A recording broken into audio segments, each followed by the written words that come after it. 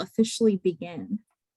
Greetings, everyone, and welcome to this third in a series of 3 webinars entitled To Lead Up to Our Event 2022. My name is Lisa Cataline, and I'm the Justice, Peace, and Integrity of Creation Coordinator for the U.S. Federation of the Sisters of St. Joseph. So I will be tonight's moderator for the panel and presentation.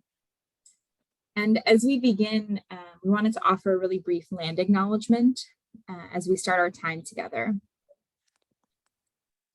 I just invite you to take a moment of quiet, paying attention to your breath. And for those of us, especially those in North America, who live in places where colonization exists, we have to reckon with the fact that the ground on which we live and move was stolen from Indigenous peoples. Land acknowledgements are but a first step in recognizing this truth. Because we're using the Zoom platform, meaning we're joining from all over the country and perhaps throughout the world, or you might be watching this later on a recording, I would like to just acknowledge the land where the Zoom headquarters, which is in California. So I want to acknowledge the Muekma Ohlone in gratitude for their safeguarding their land, and then lament in the ways that it's been taken from many Indigenous peoples. If you're not sure from whose traditional land you're currently living, feel free to visit the nativeland.ca website that will be put in the chat in a moment by one of our tech team members. You can type in your address and it'll help you begin to figure out those connections with Indigenous peoples. So as I mentioned, this is the third and final webinar the Federation is offering, leading up to Event 2022, entitled Radically Transforming Community. And we will be gathering July 8th through 10th in St. Louis or virtually. And as I talk through some of the tech details at this time, you should see in a moment a few optional poll questions that you can respond to, so we can get a feel for who's in the room. We have 2 folks who are serving as tech support, and you'll see in the chat that they have tech listed next to their name. The first poll question I'll just bring attention is how you're affiliated with the Federation, whether you're an associate, a partner in mission, an employee, a sister, whoever you might be. How are you connected with this community? We know it's a very big community. The second question, it's just 2 questions. Second question is, how do you plan to attend Event 2022? Maybe in person, maybe virtually, and perhaps you're not able to make it at all. So we'll just leave those questions up for a few minutes.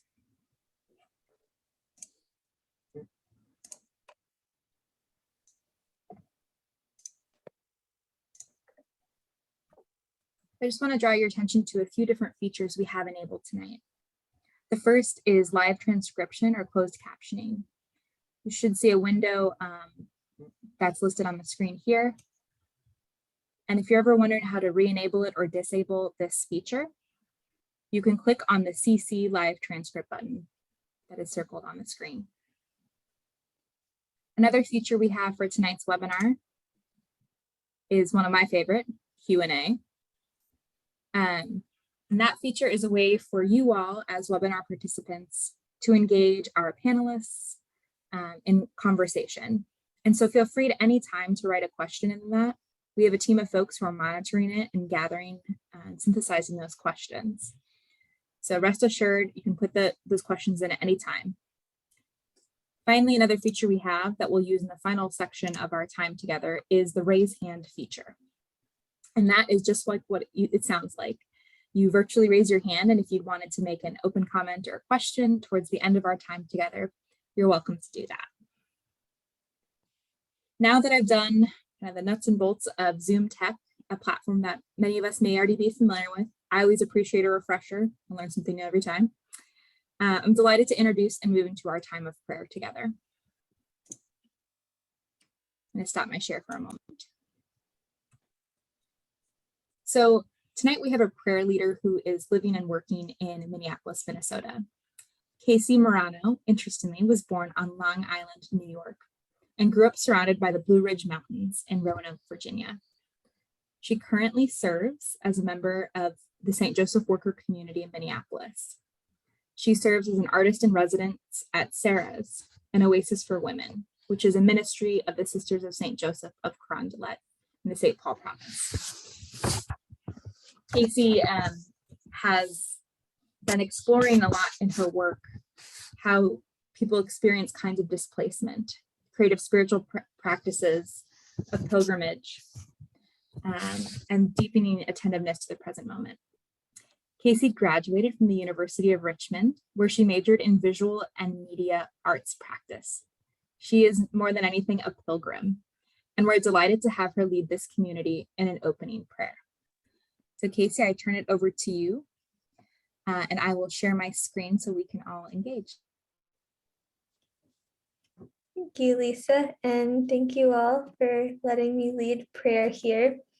It's really exciting to be in this space with the Sisters of St. Joseph community, especially since on May 1st, we celebrated the feast of St. Joseph the Worker. The start of this month was also May Day and International Day of Workers, so we've had a lot to celebrate. I'm excited to ground our time of learning together with Adi Bethune, an artist, liturgical designer, and activist who committed her lifelong creative work to social change. Her collection of drawings is featured at St. Catherine's, a university right down the road from where I work that was founded by the Sisters of St. Joseph. The religious images that Adi created illuminate her involvement with the Catholic worker movement. In 1940, she even wrote an essay about work that included this image you see on the screen, this image that features St. Joseph the Worker. The image is titled Ora et Labora, Pray and Work, and is provided courtesy of St. Catherine University Archives. In the essay on work, Adi writes, "Any free human work creates beauty." These words remind us that art and creativity are the work of spiritual transformation, the work of radically transforming community. Let that wisdom sink in as you look at the image. We will repeat those words several times throughout our prayer, and I invite you to say the words aloud with me in your own space if you would like.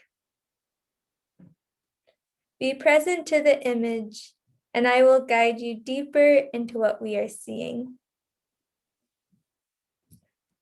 In Pray and Work, there is a house structure, and inside are three figures, all wearing aprons and all who have halos above their heads.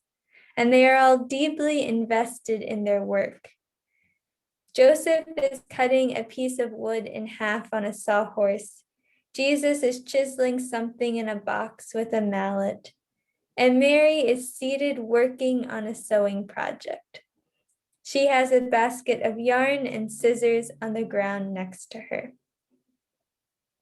Together we say, any free human work creates beauty.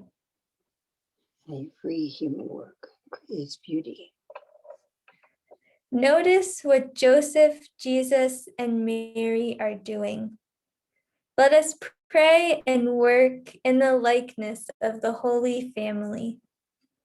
May we make measured movements, smoothing away hardness from our hearts, and sow new relationships in the torn fabric of our society's systems. May we too be carpenters, repairers, makers, who transform the gifts of trees and metals and plants into beautiful structures that support our community's unity. Together we hope that any free human work creates beauty. With Joseph the worker, let us remember those who are not free to work freely, especially those inflicted by a dehumanizing criminal justice system, a punitive system that denies the ability to contribute to community, the ability to create beauty, and the ability to engage in dignified work. May our prayer and work be especially intentioned towards enabling the free human work of people who have been oppressed, especially by harmful bail and pre-detention practices. Together we pray that every free human may create beauty. Framing the edges of the image, flowers burst through the ground. May the miracle of spring and the flowers blooming this May Day invite us into actively praying and working beauty into our fragile, suffering world. With Joseph the dreamer, let us remember the times we have shared our imagination, full of possibility. The stories of resilience, growth, and presence that inspire us to put our creative works into action. Together we dream that any free human work may create beauty. Let it be made so.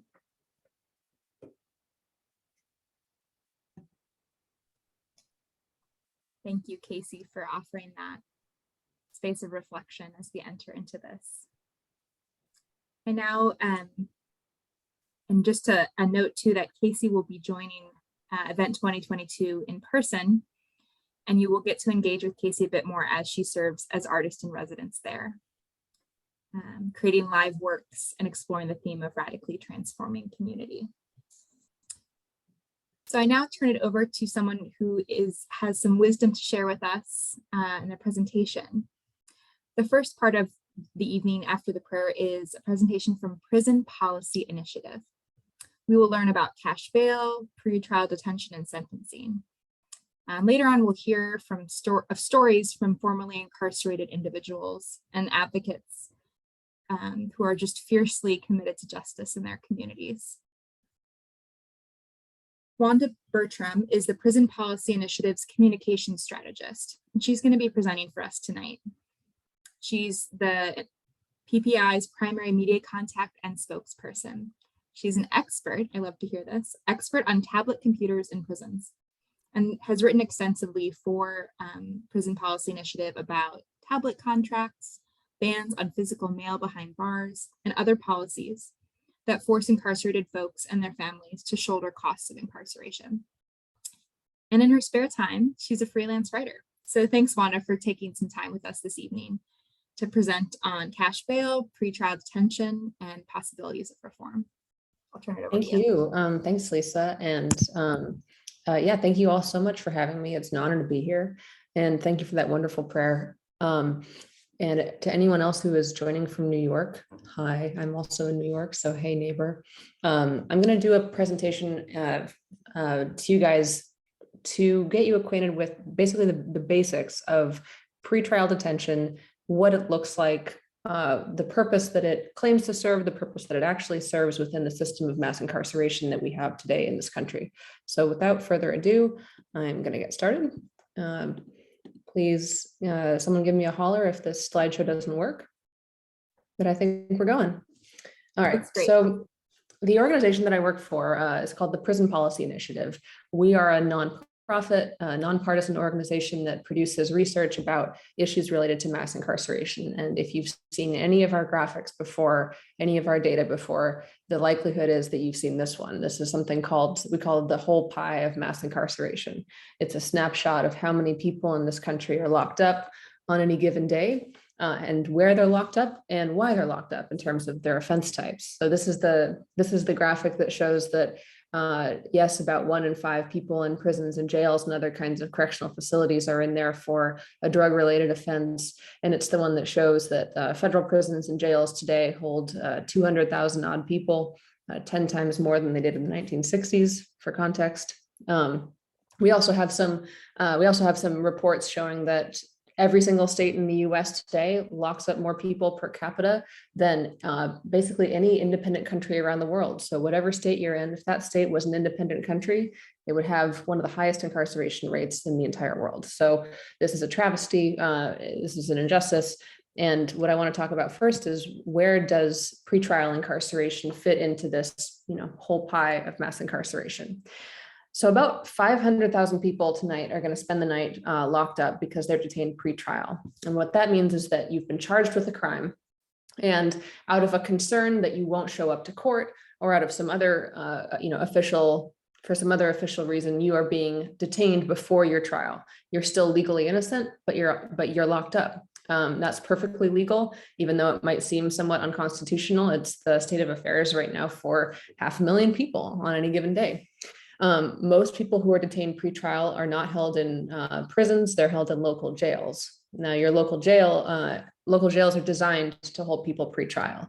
So it's no accident that 3 out of 4 people in local jails is there, even though they haven't been convicted yet. Sometimes local jails will hold people who they have been convicted and they're serving a very short sentence.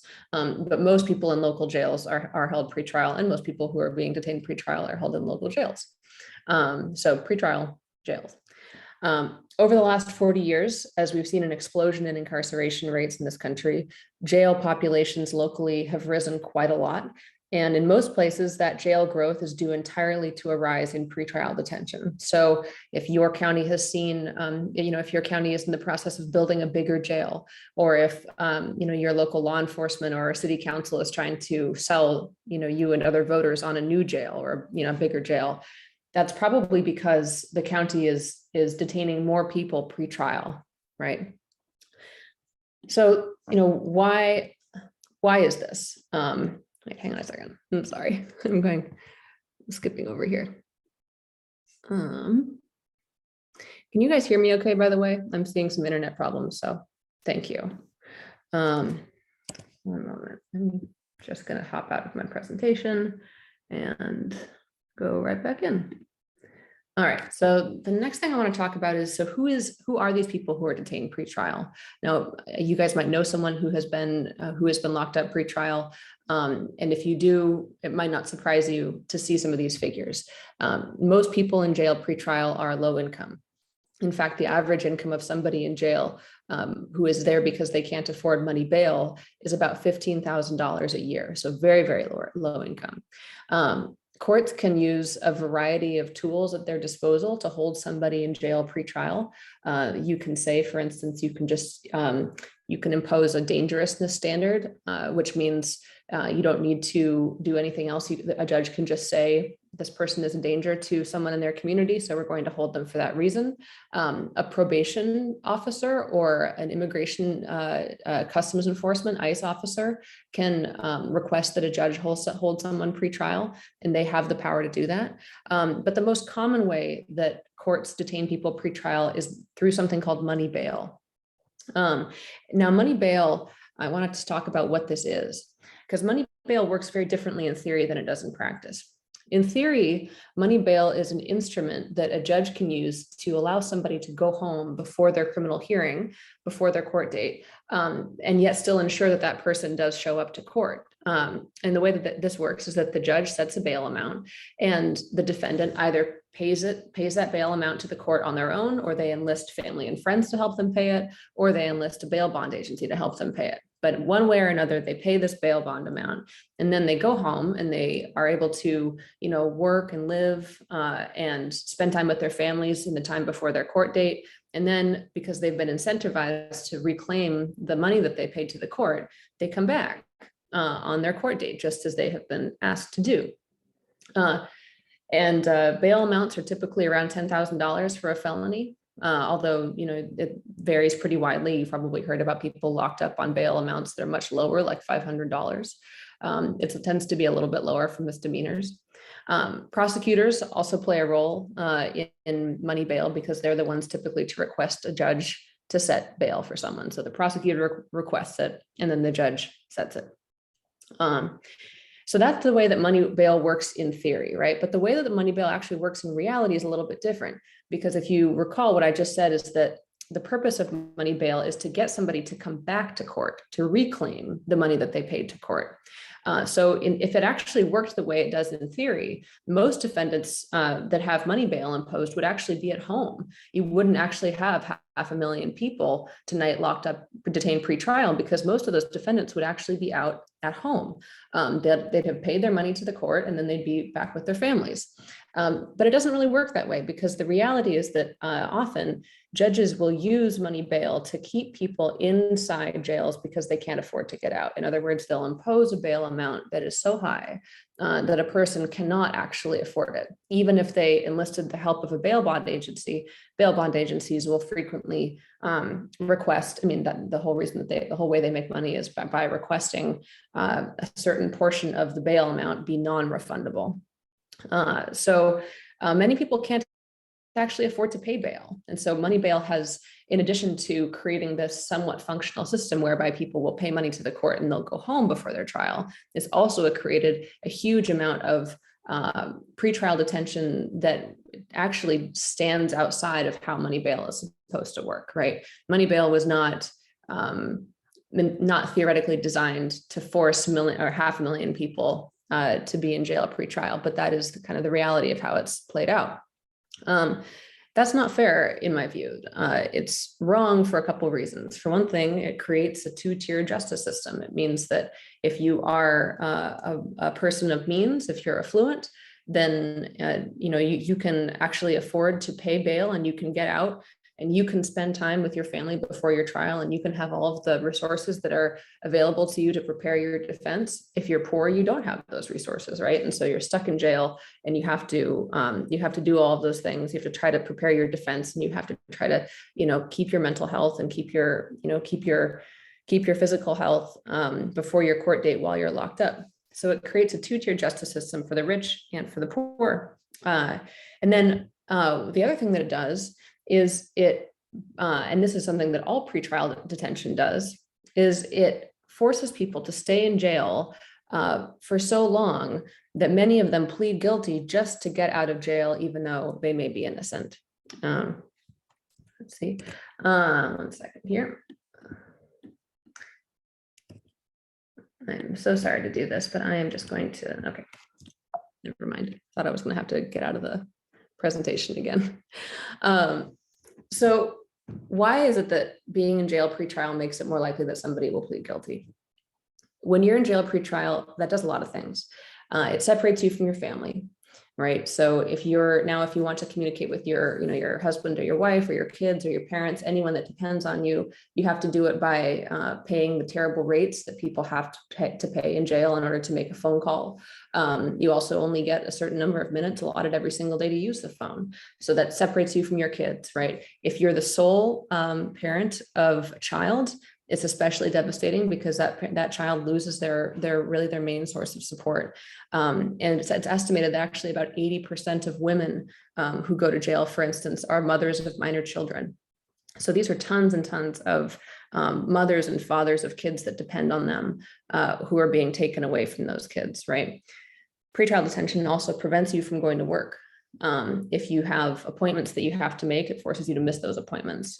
People who are on medications often have those medications interrupted when they go to jail. That's devastating for people who have mental health problems or have drug problems and who are using medication to try to turn their lives around and get over those issues.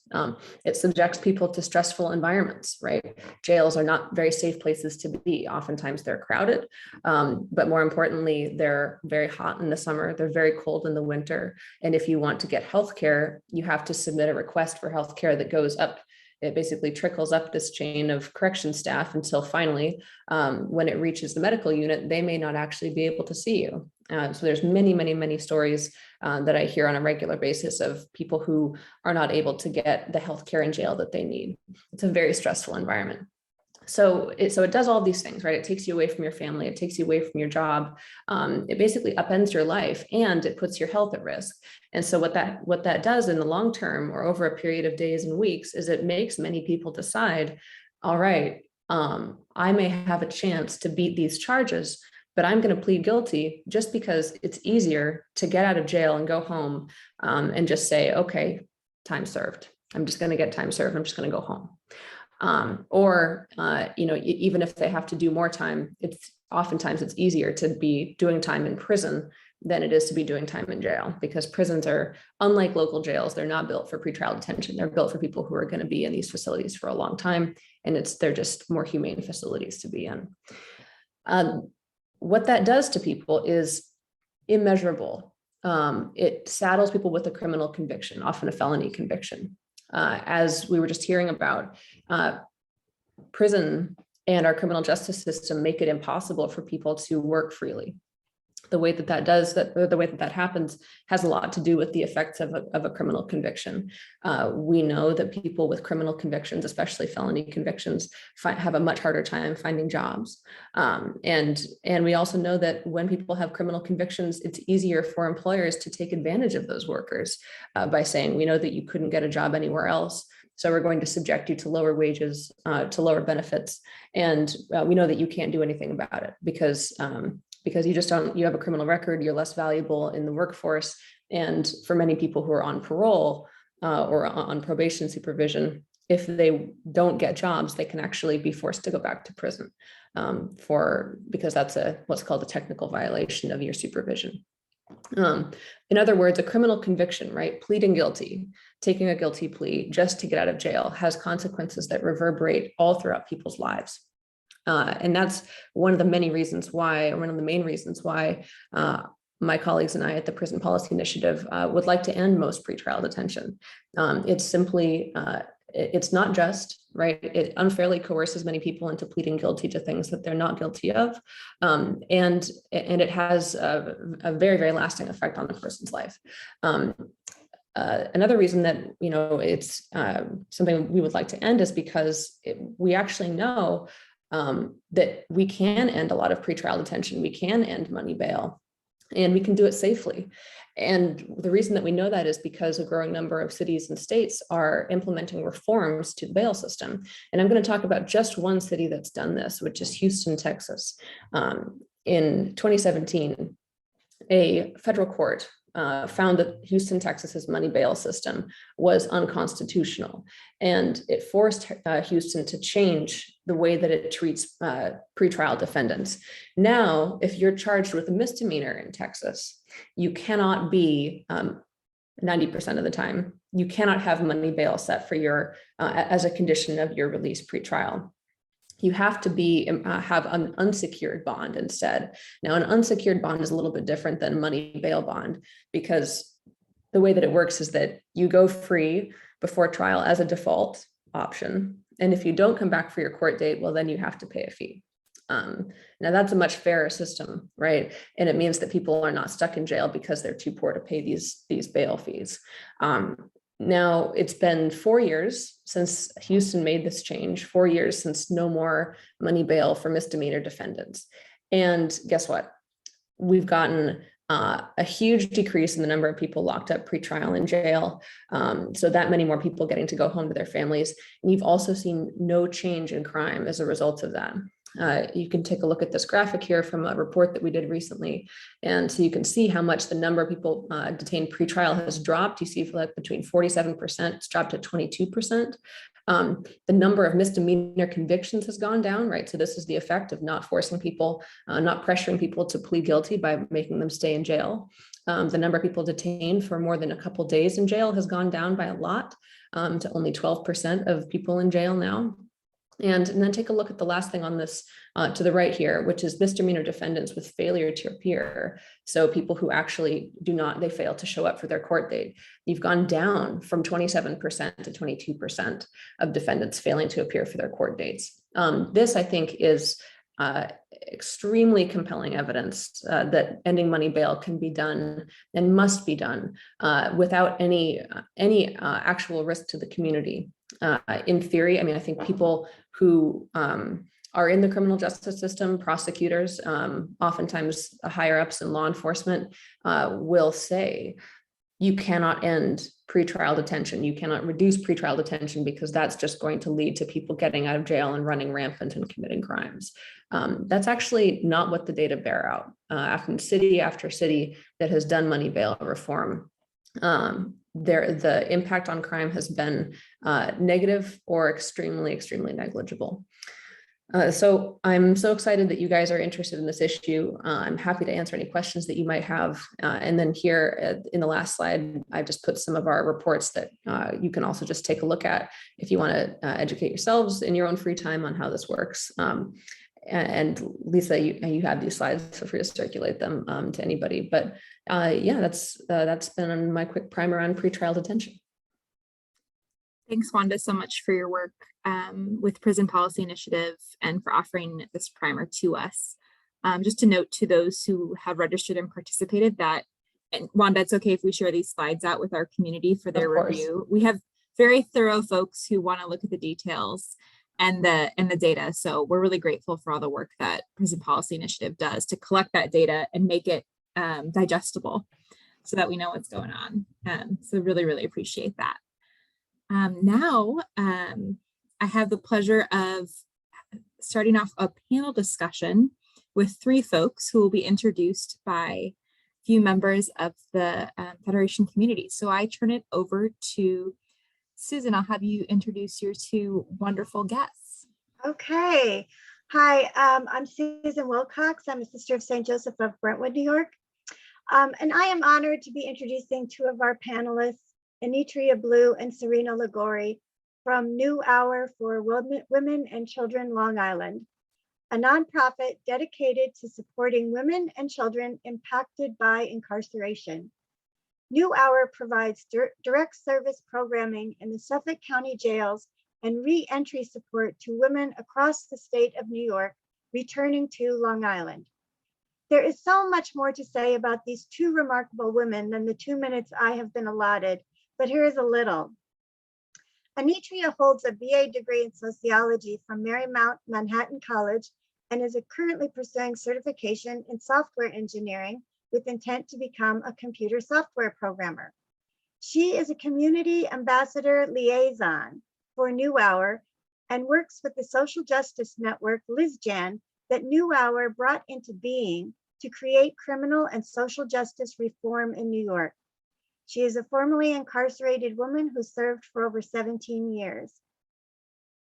Serena Ligori serves as executive director of New Hour. Prior to leading New Hour, she was the executive director of Her Story Writers Workshop, a nonprofit dedicated to bringing marginalized voices into the public arena. Serena also served as Associate Director of Policy at the Correctional Association of New York's Women in Prison Project, where she has spearheaded several legislative initiatives, including the anti-shackling law, which prohibits the shackling of incarcerated mothers during labor. Serena is a survivor of isolated confinement, received her associate's degree in the college-bound program at Bedford Hills Correctional Facility and her bachelor's degree from Adelphi University. We welcome Anitria and Serena. Yes, wonderful. And then Carrie, you want to introduce your guest panelist? Make sure you're unmuted here. There we go. Okay. Thank you. My name is Carrie Pohl. I'm a sister of St. Joseph of Baden, and I'm currently serving as our Congregational Coordinator of Justice and Peace. As a high schooler, Rita Murillo was very involved in debate and other speech competitions. She'd been interested in pursuing a legal career, but found herself even more interested in becoming a sister of St. Joseph. In her early years of religious life, she was a high school Spanish teacher, having completed a Bachelor of Arts degree from Mount Mercy College, now known as Carlow University, with a major in Spanish and a minor in secondary education. During this time, she learned of religious sisters who were pursuing law degrees, something that had previously not been an option. Rita requested permission to take the law school admittance exam and came out of that grueling exam feeling exhilarated and determined to request permission to go to law school. After 4 years of discernment, she applied to and was accepted to several law schools, deciding upon Notre Dame. After graduating law school, she worked with a Beaver County firm for 2 years, then became a public defender in Allegheny County. From there, she went to work for the Federal Public Defender of the Western District of Pennsylvania. In both of those positions, she defended adults with cases that went from theft of a sandwich to criminal homicide. Her experience with bail and various levels of incarceration covered county, state, and federal facilities. In 1999, she returned to the Allegheny County Public Defender with the agreement that she be placed in the Juvenile Division. Her experience in all levels of adult criminal defense drew her to working once again with teenagers in the hope of keeping them out of the adult system, which she knew so well. She has remained full-time in the Juvenile Division, where she continues to this day.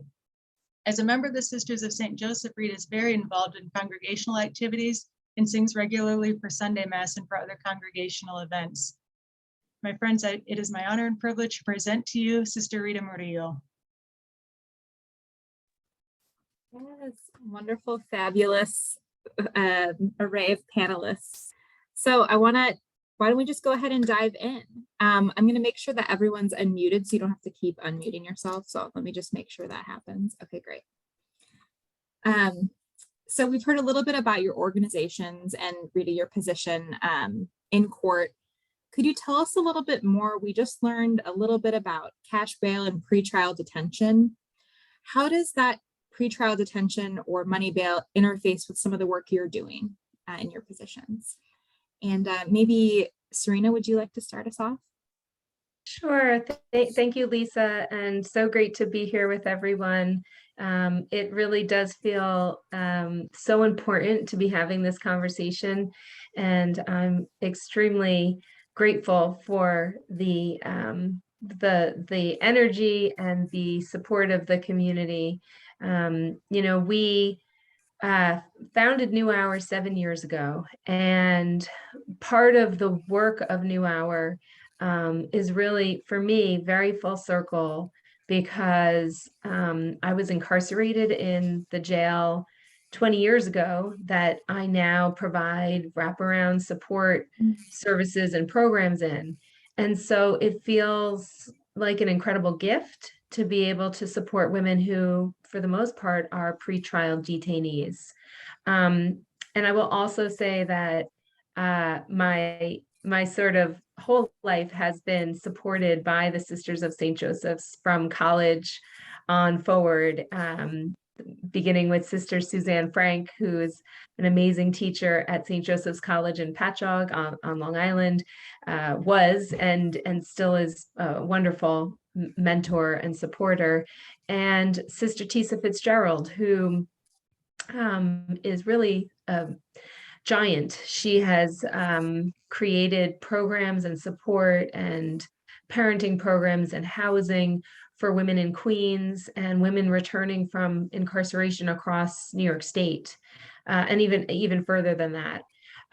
So when she called me and said, "Would you like to do something for women in Long Island's jails?" I said, absolutely.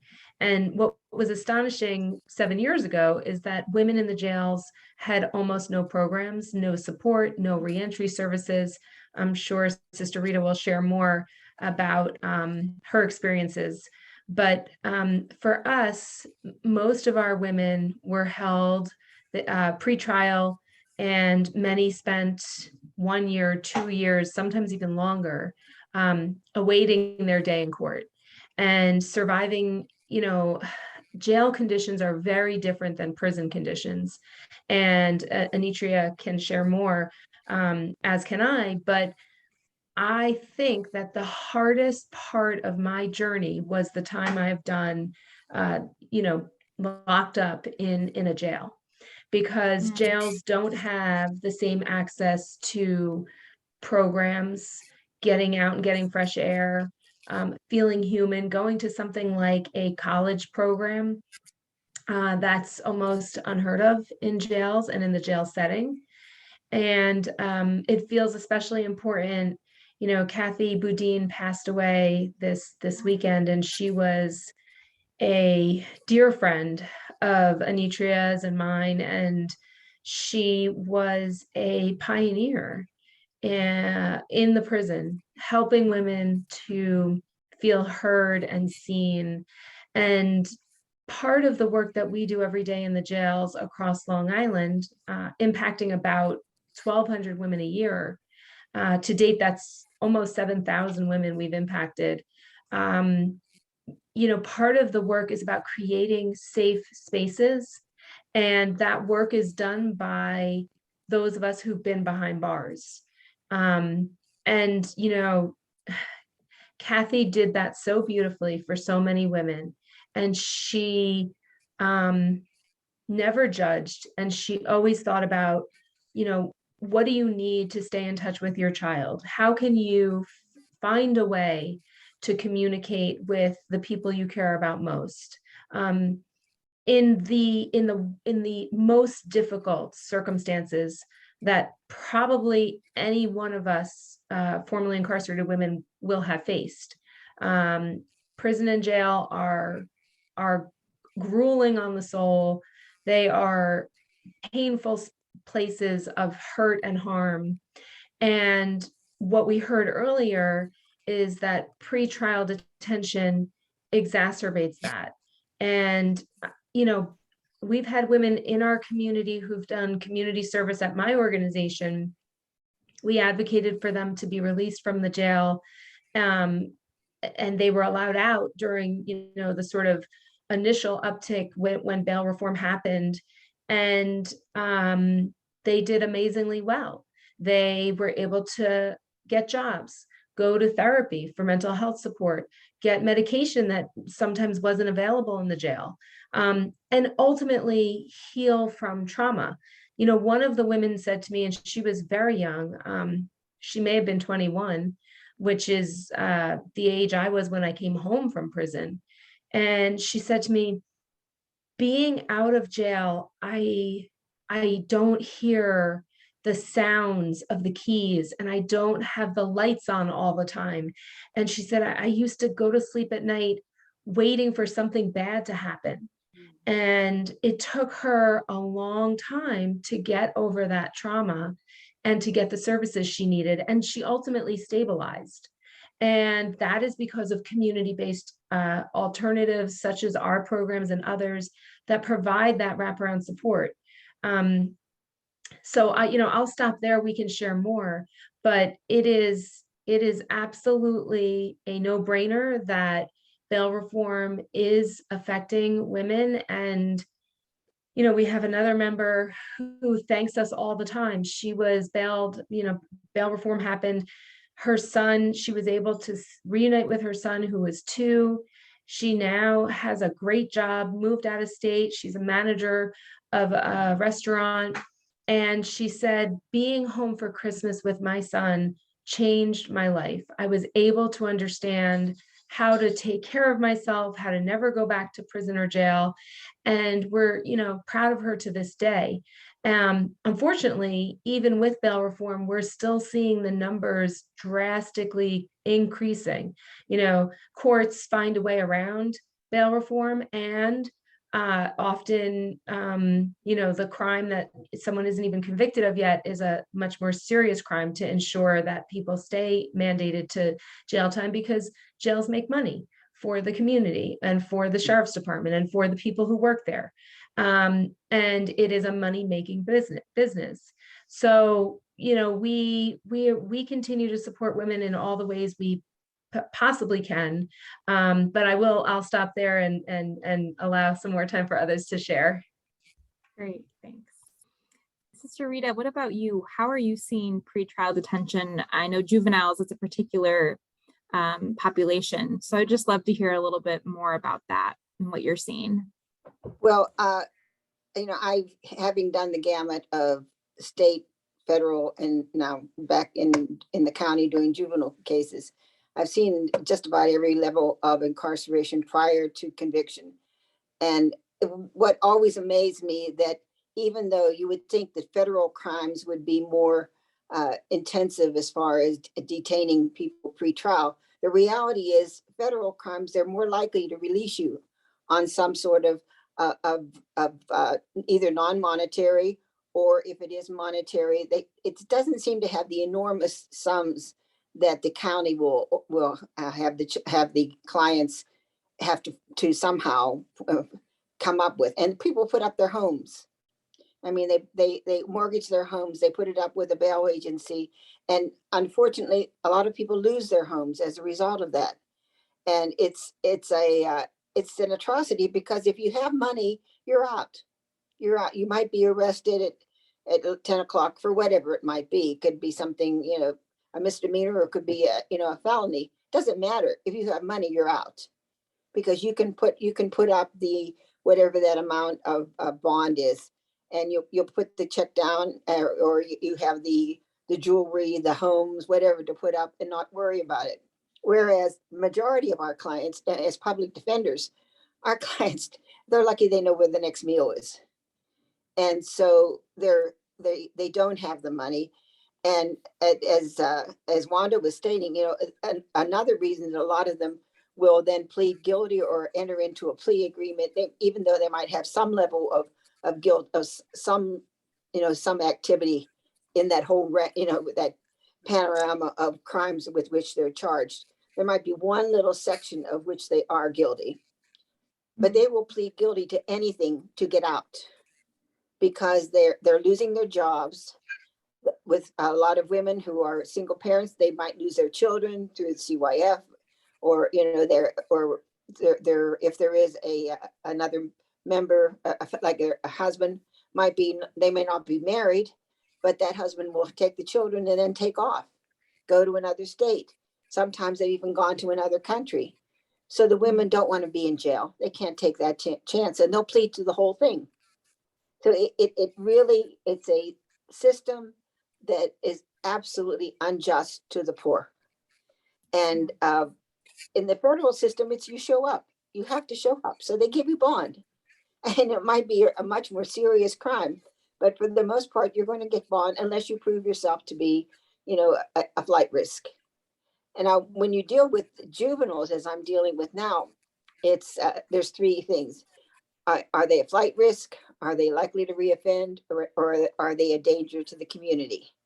And whenever the children are picked up, we had a detention facility for, I think it was about 80 years or more. We had it, and it some days it was good, some days it was bad. We've had problems with it. Right now, it was closed and disbanded because of some of the terrible things that were happening. In particular, like a child almost died of a drug overdose because there wasn't sufficient. He was left in the medical department without having any kind of supervision. He found drugs, took them, and overdosed, almost died. And that was like the last straw. But why did that happen? These were all children who were there on pretrial. He was there without sufficient supervision because the county did not put, the staff was working double and triple sessions. They would work, they were working 12, 14, 16 hours because there was not enough staff. The priority is not for children who are poor. If a child comes from Mount Lebanon or Upper St. Clair, the wealthier sections of our city, they never saw the insides of a detention center, because they were released without any sort of bond. Well, there's not bond in particular in the juvenile system, but they were released without being on electronic home monitor, because they were seen as people who are going to make sure that their children are there. There's no, there's no consideration that they may not appear. And I have had more children who were coming from those areas who did disappear because they had the money to take off and go to some relative in another state. So there is a basic injustice there. And part of what has sparked reform in the juvenile system is what was called Kids for Cash. And that took place about 10 years ago in Eastern Pennsylvania. And there were two judges who were literally selling the kids for all practical purposes. Children would come in and they would be detained immediately for whatever. Most often they were misdemeanors, and they were being detained and then put into they would be tricked into pleading guilty. They did not even have attorneys representing them. because they would be brought in before these two judges, and the judges said they were doing it for their good because they needed to receive some sort of thing. And they were making a fortune with the providers of these particular placements where the children could be sent. And so they were going without having attorneys. They were going without really being guilty of any crimes. And children were just literally being sold. Well, fortunately, eventually they were found out. Those two judges are now in federal prison. But Oh, wow. that sparked a whole level of reform on the juvenile system and trying to keep children out of detention. Now, they closed our detention center, but that doesn't stop them from detaining children.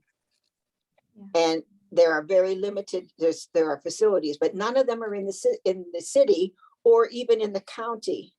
They're sending them to neighboring counties. They're even sending them into Ohio because that's where a bed is available. And again, it's because these children don't have the wherewithal. They don't have stable families who can say, yes, we'll make sure that they're there, because unfortunately, a lot of them are in situations where they don't have parents who are responsible. And, we have so many great grandmothers and great grandmothers who are raising their children. And so the children then they don't have that kind of stability. So that's on the juvenile level. On the adult level, there is finally a bail reform happening. And I spoke with since I'm not doing it, it's been 20 years now that I haven't done adult. I've been doing all juvenile since 1999. But I spoke with the attorneys in our office who are doing all the adult work. And they said they really are finally seeing a turnover as far as the bail being made more reasonable and more of the clients being released on non-monetary bond. And either non-monetary or just what they call ROR, released on their own recognizance. And that's happening more and more because they're finally accepting the fact that the only people who go to jail are the poor. And so there's been enough of a push for it that they are doing it. But you still come back to the fact that who gets stopped in the first place? The people who get stopped are my young Black males. Why were they stopped? Well, you read the police reports, they're stopped because there were 3 young Black males walking around the corner. That's it. That's what the police give as their reason for stopping them. And whether they do anything wrong, it's not even at that point. And they are picked up. They're taken down. If at this point, if there's a bed available in one of these places out of county, they're sent there. If not, they're sent home on electronic home monitor. So that's that. And with the adults, it's the same thing. Who gets stopped? Young Black males. A number of our attorneys who are African American have stated, they've been stopped for no reason, but they are young Black males. And that's the inherent injustice in the system is atrocious. So, bail reform is critical, but in addition, it's only part of that. And one of the other really horrendous part of our injustice system, because it's not a justice system, is mental health. Mental health is just absolutely, it's not available. I mean, I have 90% of the children I represent have serious mental health issues, and they can't get it. On the adult system, a large majority of our clients, they are mentally ill. And what is available to them? There's so little outpatient mental health available for them, or in a stable place where they can go and get it. So it's a circus, and around they go in that, and it's a kaleidoscope that's bound to, be disastrous for them because it's not fair. It's just basically not fair. So we fight constantly.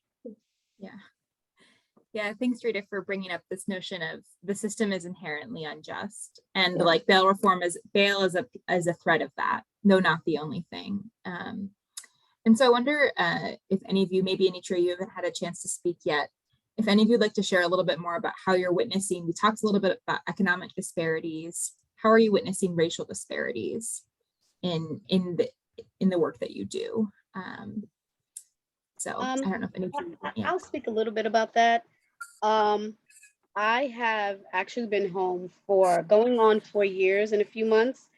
And upon my arrival in Suffolk County, I was extremely discouraged by the neighborhoods that were Black and brown communities, unfortunately, where I just could look at the neighborhood and see, wow, there's so many differences between the neighborhood where I live, which is a predominantly white neighborhood because I still live with my parents, and the communities that are just holding the Black and brown faces and not getting the services that they need.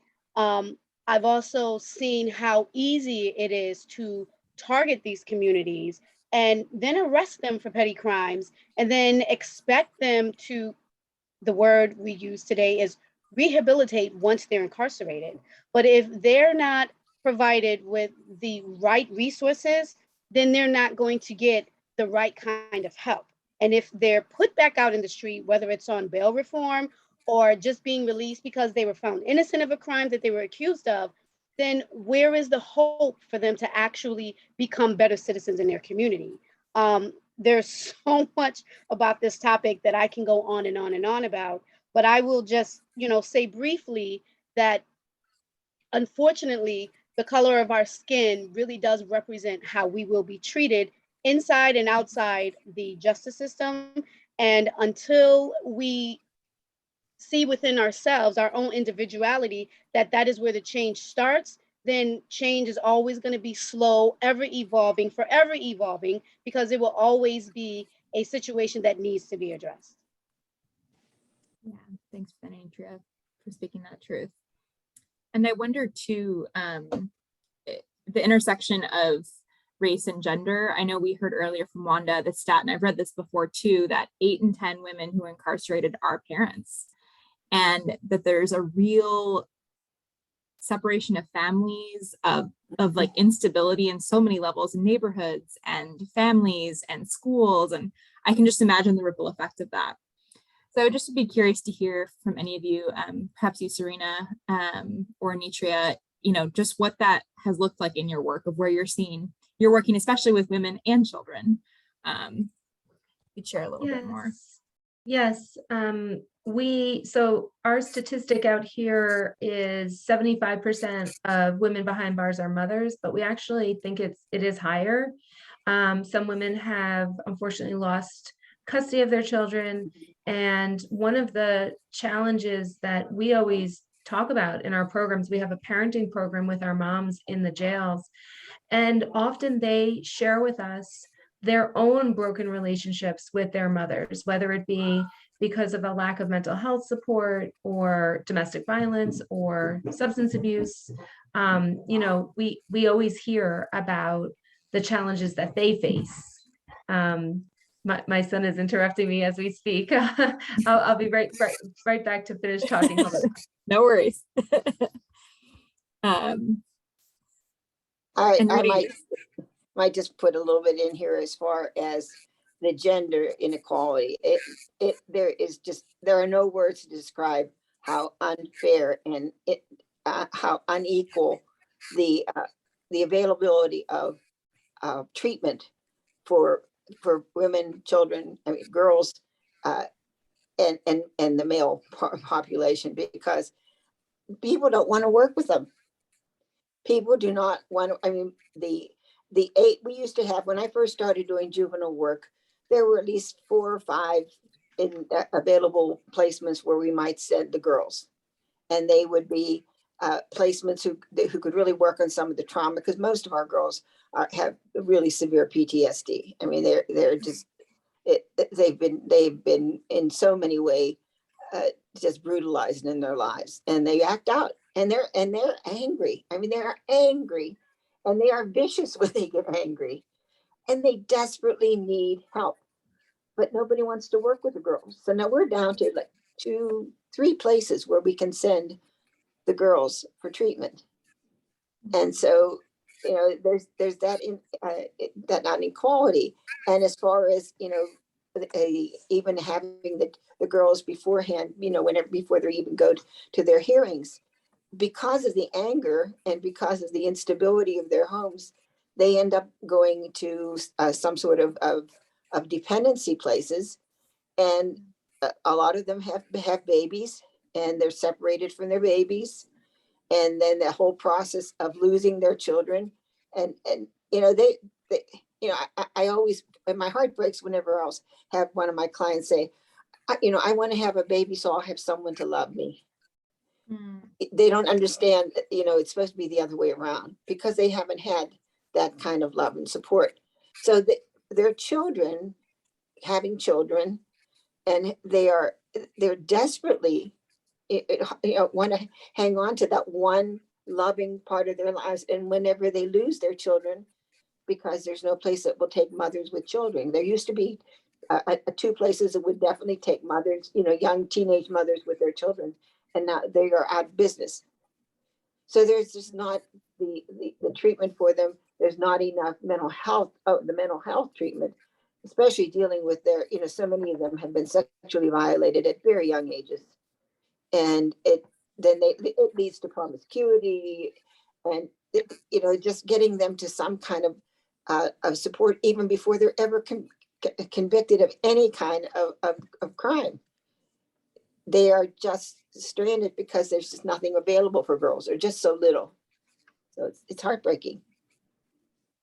Yeah, it is heartbreaking. And I also think too, I know there's one question that we wanted to answer live a little bit, Serena, so we'll get to that in a moment, around some inequality questions around jobs and such. But just to stay with this point a little bit longer around gender disparities, I also was really struck, Serena, when you spoke about, and Wanda touched on this too, of the sheer environment of jails, and that it's dehumanizing. And that was really, you know, there was this space of dignity of, I can just go get a few minutes of fresh air on the yard, right? Like that's not possible.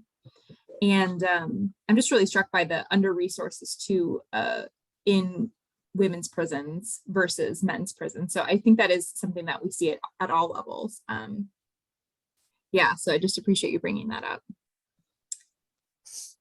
And Lisa, if I could add to that, what Sister Rita shared, so important to think about how we have a system that is our carceral system, which is what we use to punish people or hold people accountable for poor behavior, wrong behavior, bad behavior, coerced behavior. And what that system does is create more harm. And I think a lot about the juvenile facilities as well. We have one right around the block from us.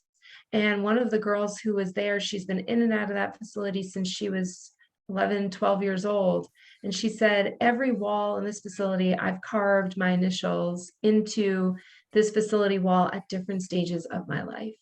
And she's now, 18 and still really dealing with trauma and harm.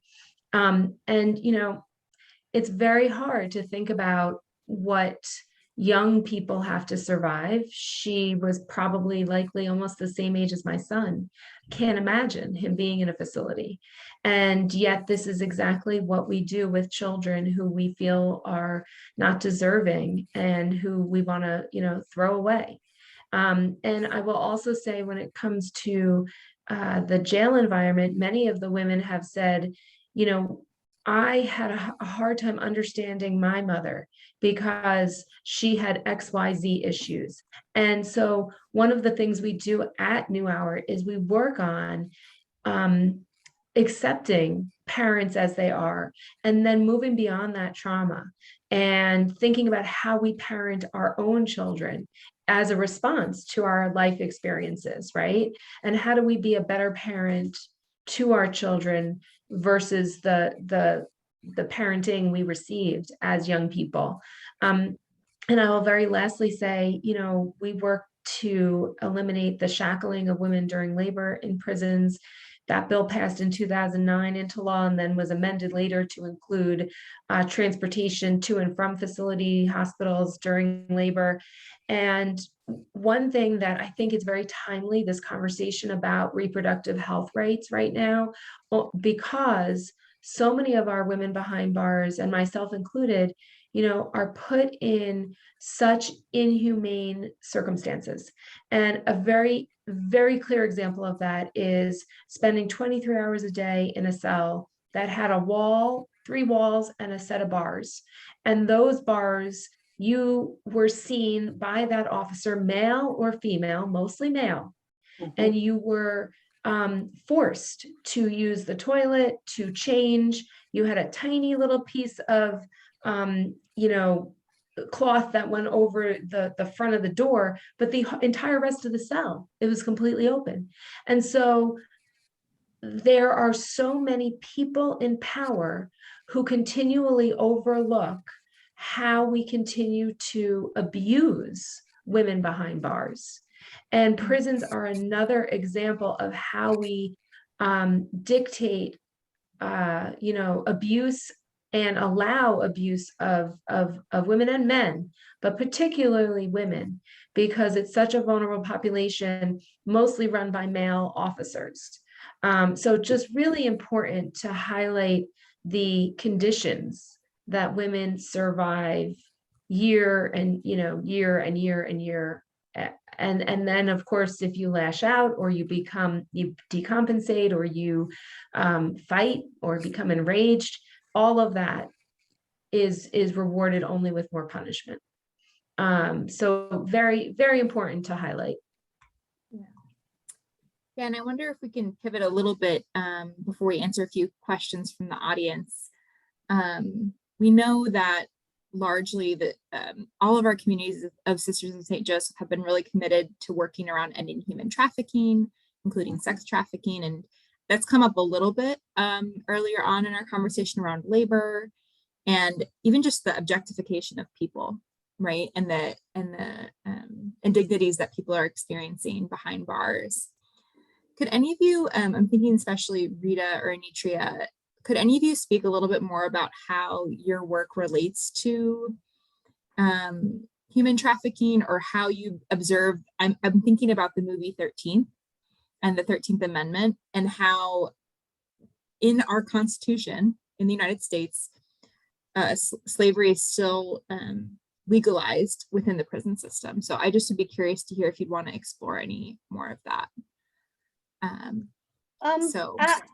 I'll say briefly that as a community ambassador liaison for New Hour, I believe my work relates to ending human trafficking by giving women the opportunity to have a safe place to come, to receive the wraparound services that we offer. And if we don't provide that, then we're able to point them in a direction where they can get those services. My position actually allows me to talk intimately with the individual, get to know them on a deeper level, understand their needs, their wants, just basically be a listening ear. And I found that they find that extremely helpful and supportive. And they'll just lay out their whole life story.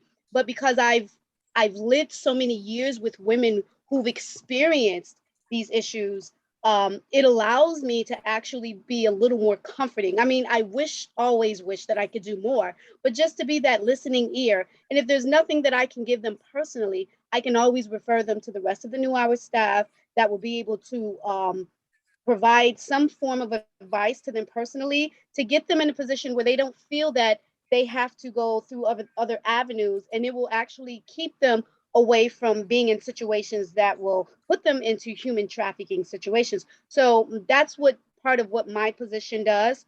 And I'm hoping that I can gather more information as I live this life to find out how I can be a much better, much more effective liaison for New Hour, for the women coming home. And because I know that these are some of the things that I've needed, and I've lived and experienced the hurt and pain and tragedies of women who've experienced human trafficking. I know what it is to be a woman. So I just try to offer what I can, and then kind of develop what I don't have the best way I can with my New Ara staff. 20 years ago when I first started doing juvenile work full time, there were a number of girls who were brought in shackles, of course, and being incarcerated in our juvenile detention facility for sex crimes, of being out there selling themselves on the street. And nobody recognized at that point that they were children who were being trafficked. They were children who were being sold into slavery. By the grace of God, somehow, finally, it has gotten through. And over the last 5, 8, maybe 8, 10 years, there has been a complete turnaround. So now when a child is picked up, and she's like, I had a girl who came in from Missouri, and she was found in Eastern Pennsylvania and picked up. She's 14. She's with a 19-year-old guy who's in a stolen car. She gets adjudicated, a finding of fact in that county that she should not have even had that, and sent back to Allegheny County, where some relatives now do live. We were able to get her out of the system completely because, number one, we had her being able to be recognized as a victim, as a victim of being trafficked as a child in sex trafficking. And more now, they're not even finding any kind of charging them in any way whenever they are brought in under those circumstances. They're recognizing these are children. They're being used by such and such a person. Let's get the person who's using them and get that person out of the way, so that, and try to get this child some help. So there's been a radical turnaround on sex trafficking as far as juveniles. It's gradually working its way up to the adult system, but it takes a little bit longer that people finally recognize that, this 13-year-old girl didn't choose to be, a prostitute. This is not something, you grow up, I want to be a prostitute someday. No, you're forced into that situation. Most of them having been already sexually molested at a much earlier age. And then they're trying to find a way to get out of it by finding a way to make money. And that's the only way they learn. So, we're working on it. There's a big improvement on that level. Yeah, that's helpful to hear about the distinction at the juvenile level. Mm-hmm. I wonder, I'd like us to move a little bit into some Q&A that folks have submitted already. I know that, Serena, you have listed that you're happy to answer one of these live. So I'd just ask you to read it or summarize it and then answer for our community. Yeah. So Kate O'Connell is asking, in addition to providing jobs, does detention of non-white people in jails and prisons skew the census by making a place where people are detained appear to be diverse? And this is prison gerrymandering. Anitria and I, we know this very, very often in terms of who's counted as part of a district. This totally skews where prisons and jails are able to take credit for a higher population than they actually have, because what they have are people who are enslaved in their prisons. And, going back to prison labor, during the onset of COVID-19, we had in New York State, Governor Cuomo talking about the beautiful fragrance of the hand sanitizer being made and distributed to our community. And at that time, we were grateful to be receiving hand sanitizer. What most people didn't know is that hand sanitizer was being made in prisons by prisoners who were not even allowed to use the hand sanitizer. So they could make the hand sanitizer, couldn't use it, and we're not even being paid more than 15 cents an hour on average to make that hand sanitizer. So the prison industrial complex is absolutely modern day slavery. We know that. And I think that the other piece, just going back to the human trafficking conversation, we've created, so the sheriff's department in Suffolk County rightly understood that there was an epidemic around human trafficking. And most of the survivors of human trafficking we're doing so because of intimate partner relationships and family relationships, and often as a way to support substance abuse disorder. And so we helped the sheriff's office create a series of questions that upon intake into the jail, a really sensitive, trained officer a woman was able to talk to the women and ask them if they identify as human trafficking survivors. And what we found was most people immediately said no. And then once the questions were asked about, what that meant, there's a stigma around that word, right? Human trafficking sounds really scary. You're thinking about like young children being trafficked in a different country, which is all valid as well. But this is a very different experience for our women. Again, mostly family, people they know, they love, they trust. And 1 out of 10 women in the jail at any one time had said that they were survivors of human trafficking. And, it is alarming, and it is also important that we continue to have the conversation about what we know human trafficking actually is and what it entails. Because it is like any survivor of any trauma, it is often identifying with that trauma that is the hardest part of getting help. And so, I think that when it comes to going back to the question with jobs, very much prisons and jails absolutely do skew. I will also say the conversation that we have a lot. I am a Puerto Rican woman. I got a little tiny bit of Irish in me as well. But when I went to prison, I saw an overwhelming majority of Black women and Hispanic, Latinx women, and all women were mostly poor. There were not that many women who had access to a great lawyer, to families to send them packages and money to spend on vegetables and fruits. All of that's very expensive in prison. Even reproductive, health support. None of that is access to sanitary pads and all of those things, just very expensive. And if you don't have family or friends to send that to you, you are really, really living in poverty in prison. And the whole phone call thing. I know how much it costs to make a phone call out of the county jail, the Allegheny County Jail, which is, just a couple blocks away from the courthouse. And they have all of the money that is sent to them from their family ends up going towards phone calls, or else their family will accept the collect call that goes through this whole process. And the family then ends up with hundreds of dollars of phone bills for maybe 20 minutes of conversation, because they are such outrageous. They are private companies that are totally exploiting, and especially women who are in there, and they're trying to talk to their children, and they absolutely are just, every last penny is being, wrung out of them like a rag.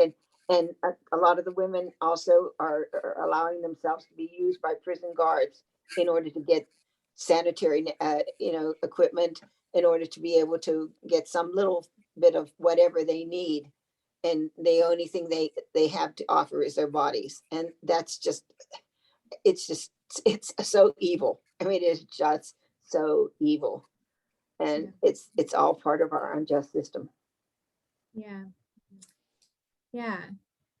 Yes. Amen. There's a time for lament and rage and anger at this really broken system, or should I say a system that is designed to really harm. I've heard a lot of themes around harm and trauma and disparities based on economic status, as well as race. And so we have about 5 minutes or so left before we have to close. I'm just wondering, what's a kernel of wisdom or a piece that you really want to make sure any viewer who watches this webinar later, or it gets sent to them by a friend, what's something you really want people to take away from your perspective? Anyone like to start? we'll have each of you speak on this. It's a kernel of wisdom or something you really want to make sure people know. I can jump in there. I know Anitria I see her eyes. She's got lots of kernels of wisdom for us. You know, if I had not experienced the devastation of incarceration, I would never have believed that the conditions, the inhumanity, the mistreatment, the abuse that happens behind bars was real. And, you know, we watch all these Law and Order shows, we watch true crime shows, we watch, you know, there's a lot of media attention on what we think, you know, criminals or people behind bars look like or act like, or what they're subjected to. And none of that is ever really the truth. What is true is that there is such a tremendous lack of compassion, support, empathy, tangible, connected resources to hope. And I think all the time about what we offer at New Hour. We always tell our women, this is your new hour. This is your new moment to start fresh and to begin anew. And, you know, we all want the grace of being afforded that second chance. And yet what we see is that the system we have is so tremendously broken that we really do need to reconsider how we hold people accountable and what that looks like. Thanks. Well- Rita or Anitria, you go next. Great.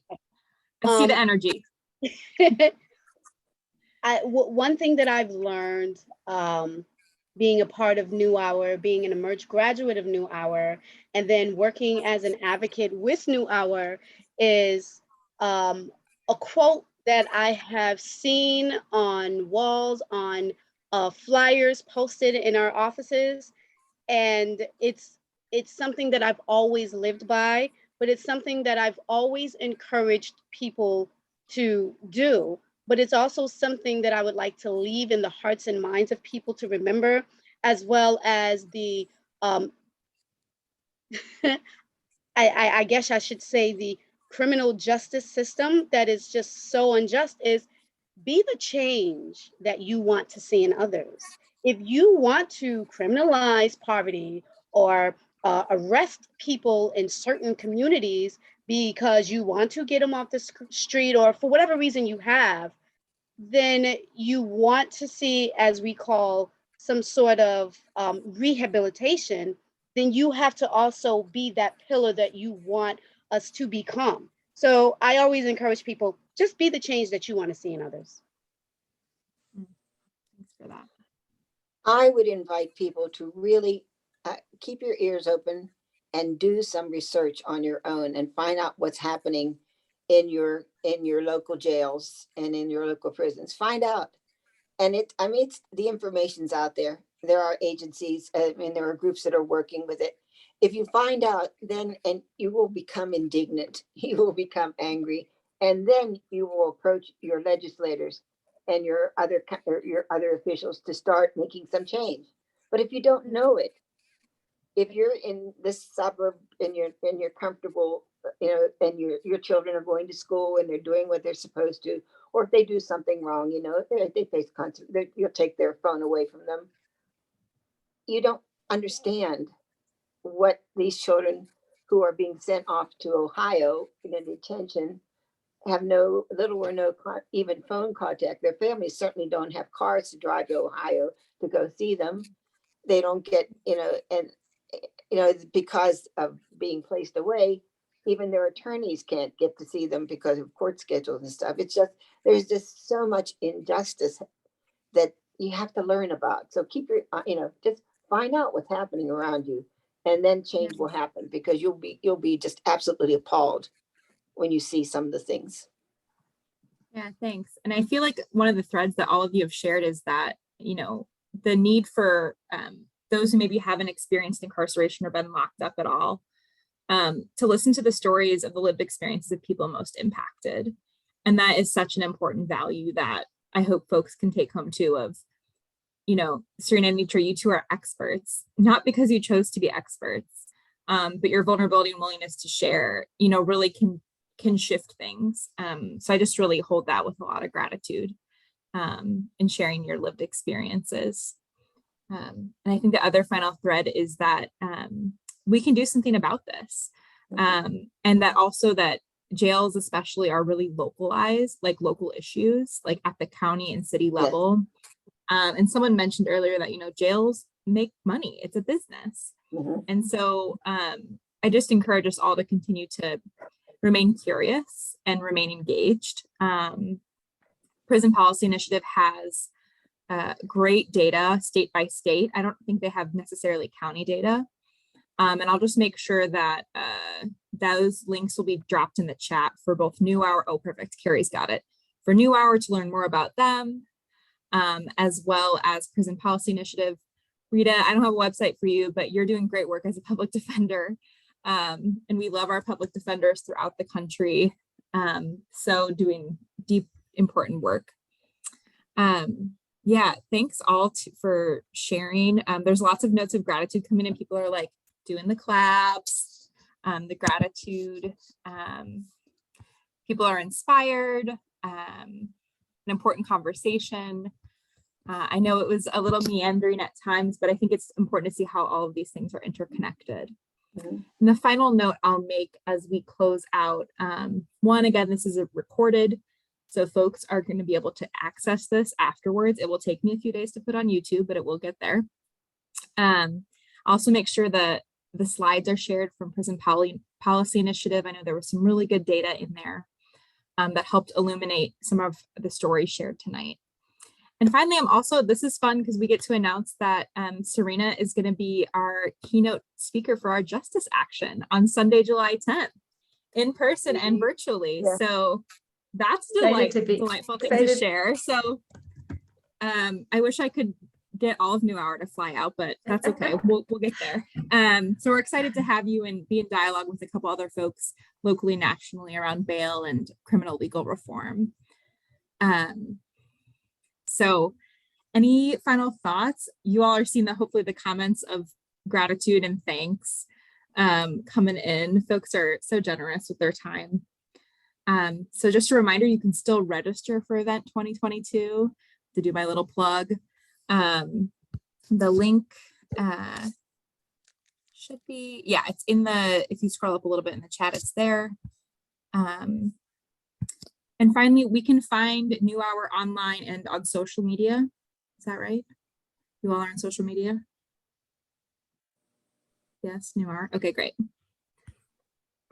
Looking forward to seeing folks. Yeah, wow, you all are rock stars. And we're graced by all your presence. So thank you, Rita. Thank you, Anitria. Thank you, Serena. Thank you for your energy and work. God bless. And go forth. Great to be here and looking forward to being with you in person at the conference.